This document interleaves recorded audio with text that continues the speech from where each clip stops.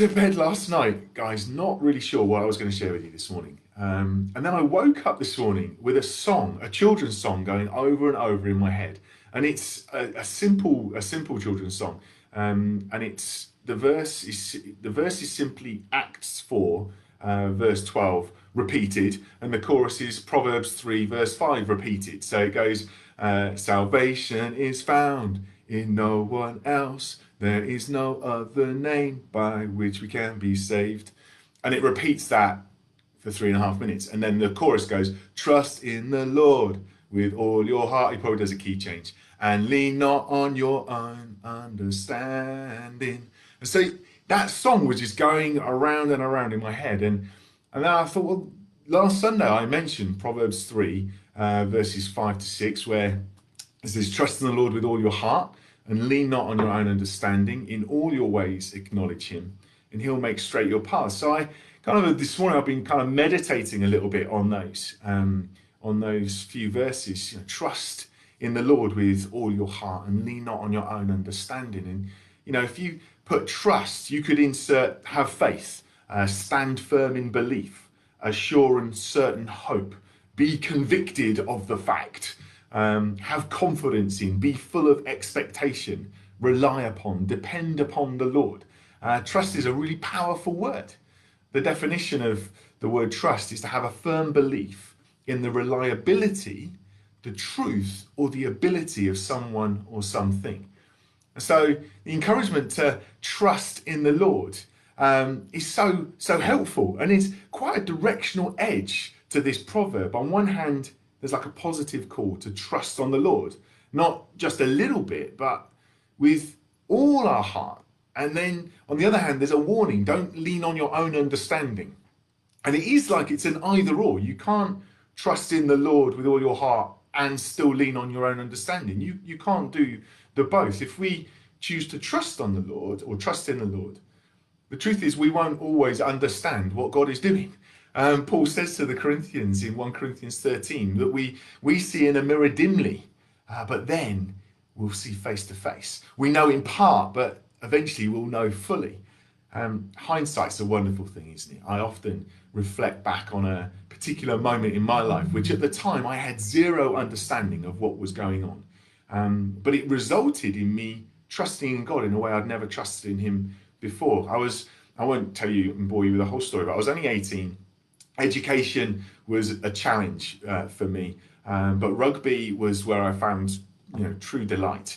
Loved playing rugby, and actually I found I was actually quite good at it, and it felt as though my future was mapped out. Rugby had just gone professional. There was lots of money flying around. I was playing for Worcester. Worcester just had a big national lottery grant. I was like, God, this is my future. And the more time and the more energy I gave to rugby, the less time and the less energy I gave to my faith. Now, I never turned my back on God, but it is fair to say that I was not acknowledging him in all my ways, as the proverb goes on to say.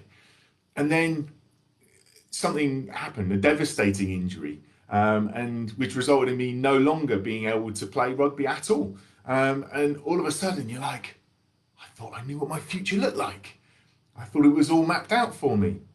And then quite quickly I'm like, why did this injury happen? God, if you loved me, why did you let this happen? I've got nothing now. I've got no understanding of what is now going on in my life. But what it did was it caused me to draw near to God. In the midst of uncertainty and pain and confusion, I chose to trust and chose to start to acknowledge God in more of my ways. I want to be honest and say I still don't know if I truly acknowledge God in all my ways. But hand on heart, I can say I did start to acknowledge God in more ways than I was before.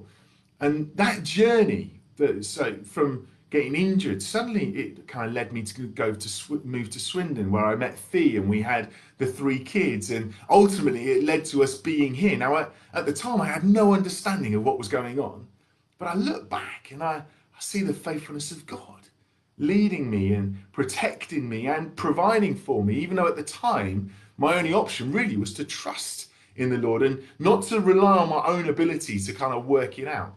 So to fully trust in God means, regardless of what we might face in our personal lives, regardless of what we may see going on in our nation and across the world, we need to be willing to let go of our pride and our programs and our plans. Just last night, we got together as a leadership team on Zoom, and it's always good to see friends. And, with Gareth and Leslie there, and Isaac and Suzanne, and Rob and Trace and Ben and Pam, I'm genuinely so thankful for their different gifts, their different personalities, the different way they think about things, and the insights that they have.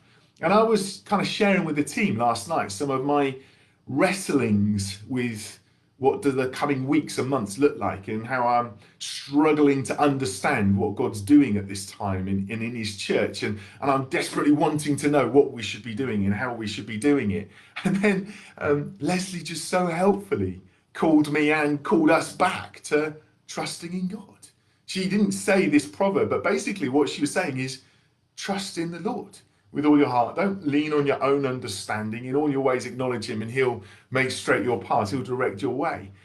He'll reveal his plans and his purposes in time. It's such a timely reminder for me. In Isaiah 55, verse 8 to 9, it says, God says, look, my thoughts are not your thoughts. My ways aren't your ways, declares the Lord. As the heavens are higher than the earth, so are my ways higher than your ways, and my thoughts than your thoughts. See, God sees the whole picture. And all we get is kind of like this tiny little glimpse of a corner of it, if we're lucky in some ways. And I think if we're really honest, all of us want to understand. We want to see the end.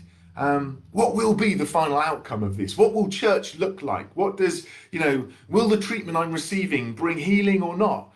But in truth, if we knew all that, where would the need for trust be?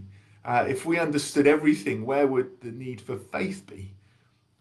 Ephesians 2, verse 8 to 9 says, look, it was by grace you've been saved through faith. To trust means that we can't place our perceived right to understand above his right to direct our lives the way he sees fit.